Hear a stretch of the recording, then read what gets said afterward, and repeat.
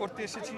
আমাদের সাথে আছেন জাতীয় ভোক্তা অধিকার সংরক্ষণ অধিদপ্তরের সহকারী পরিচালক মোহাম্মদ আব্দুল সালাম এবং জাতীয় ভোক্তা অধিকার সংরক্ষণ অধিদপ্তরের সহকারী পরিচালক মোহাম্মদ হাসানুজ্জামান।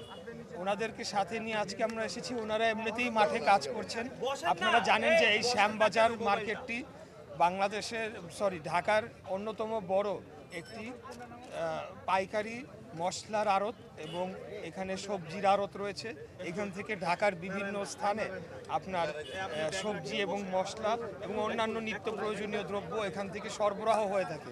আমরা এটাই নিশ্চিত করতে এসেছি যে সরবরাহ ঠিক আছে কিনা, বাজার স্থিতিশীল আছে কিনা। আসন্ন এই রোজার মাসে আসন্ন ঈদকে কেন্দ্র করে আমাদের এই মশলার আড়ত এবং এই পাইকারি বাজার সেখান থেকে সরবরাহ সঠিকভাবে পরিচালিত হচ্ছে কিনা এবং কেউ কি অবৈধভাবে কোনো মজুতদারি করে। অপটিক্যাল ব্রাইটেনার, কালার গার্ড এবং জার্ড লক সমৃদ্ধ অ্যাডভান্স ফর্মুলায় এলো নতুন রে ডিটারজেন্ট পাউডার। অতি মুনাফা লাভের চেষ্টা করছে কিনা এই বিষয়গুলো মনিটরিং করার জন্য আমরা ওনাদের সাথে এসেছি এবং আমরা যতটুকু দেখতে পেরেছি বাজার মোটামুটি স্থিতিশীল রয়েছে। আদা, রসুন সহ অন্যান্য মশলার এখানে ওনারা যারা আমাদের সাথে এসেছেন তারা এখানে চেক করে দেখেছেন এবং বিভিন্ন আমরা যারা দোকানে আমরা প্রবেশ করেছি তাদের সাথে কথা বলেছি, তারাও বলছে মার্কেট মোটামুটি স্থিতিশীল রয়েছে। এই আর মাননীয় মন্ত্রী মহোদয়, এটি আপনারই সংসদীয় আসন এবং আপনার এলাকার লোকজন আপনার কাছে বিভিন্ন দাবি দেওয়ার কথা বলছিলেন, জলাবদ্ধতার কথা বলছিলেন, এই বিষয়টা কিভাবে দেখছেন? আমি এটা খুব পজিটিভলি দেখছি। আমরা চাই যে জনগণ এগিয়ে আসুক এবং আমাদেরকে বিভিন্ন সমস্যা তুলে ধরে সেটিকে সমাধান করার জন্য আমাদেরকে সহযোগিতা করুক। কারণ আপনারা জানেন যে অনেক সমস্যা রয়েছে। একটু আগে আপনারা যে সমস্যাটি দেখেছেন সেটা ওয়াসা সংক্রান্ত এবং ড্রেনেজ সংক্রান্ত।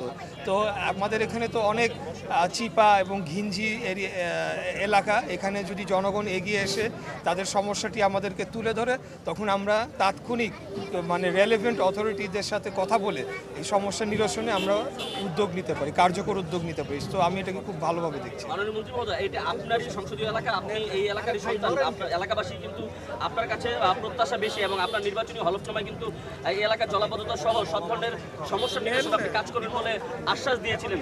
সেই জায়গাটি থেকে আপনি কবে থেকে কাজ করবেন?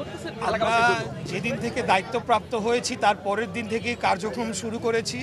আমি দায়িত্ব নেওয়ার পর সাথে সাথে ভোক্তা অধিকার অধিদপ্তর এবং আইন শৃঙ্খলা বাহিনী এখানকার যে আমাদের যে এবং ট্রাফিকের যারা এখানে দায়িত্বে রয়েছেন, সিটি কর্পোরেশনের যারা দায়িত্বে রয়েছেন, ওয়াসার তিতাসের সাথেও আমরা কথা বলেছি। কারণ গ্যাসের সংকট আপনারা জানেন এখানে তীব্র আকার ধারণ করেছে। তো আমরা ধারাবাহিক মিটিং করে চলেছি। হয়তো 2-1 দিনের মধ্যে আমি একটা প্রেস কনফারেন্স করে আমার প্রথম 10 দিনের কার্যক্রম আমি কি করেছি, কাদের সাথে মিটিং করেছি, কি কি সমস্যা উঠে এসেছে সবগুলো মিটিংয়ের মিনিটস আমাদের কাছে আসে। এটা আমরা আপনাদের মাধ্যমে প্রেস কনফারেন্স করে জনগণকে জানিয়ে দেবো। Thank you. ধন্যবাদ।